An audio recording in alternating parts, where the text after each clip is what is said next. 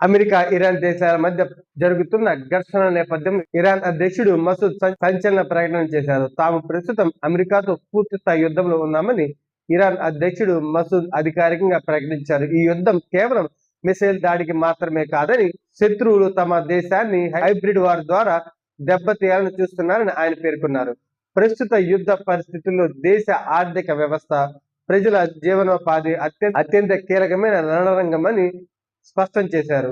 ఈ క్లిష్ట సమయంలో దేశంలో ఆర్థిక స్థిరత్వాన్ని కాపాడుకోవడం, ప్రజల సంక్షేమాన్ని రక్షించడం ప్రభుత్వ ప్రాధాన్యతలని తెలిపారు. స్ట్రైట్ ఆఫ్ హార్మోజ్ వద్ద వాణిజ్య నౌకల నియంత్రణ, భద్రతా అంశాలపై గత కొంతకాలంగా ఇరాన్, అమెరికా మధ్య ఉద్రిక్తతలు పెరుగుతూనే వచ్చాయి.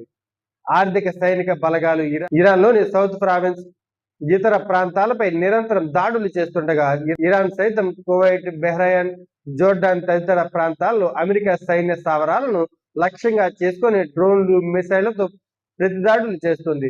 ఈ ప్రతిఘటన కారణంగా దేశంలో కొన్ని నష్టాలను ఎదుర్కోవాల్సి ఉంటుందని ప్రజలందరూ వాస్తవాలను గ్రహించి ఈ సంక్షోభాన్ని ఎదుర్కొనేందుకు సిద్ధంగా ఉండాలని ఆయన పిలుపునిచ్చారు. దేశ సార్వభౌమత్వాన్ని కాపాడుకోవడానికి ప్రభుత్వ సంస్థలన్నీ ఐక్యంగా సమన్వయంతో పనిచేయాలని ఆయన కోరారు.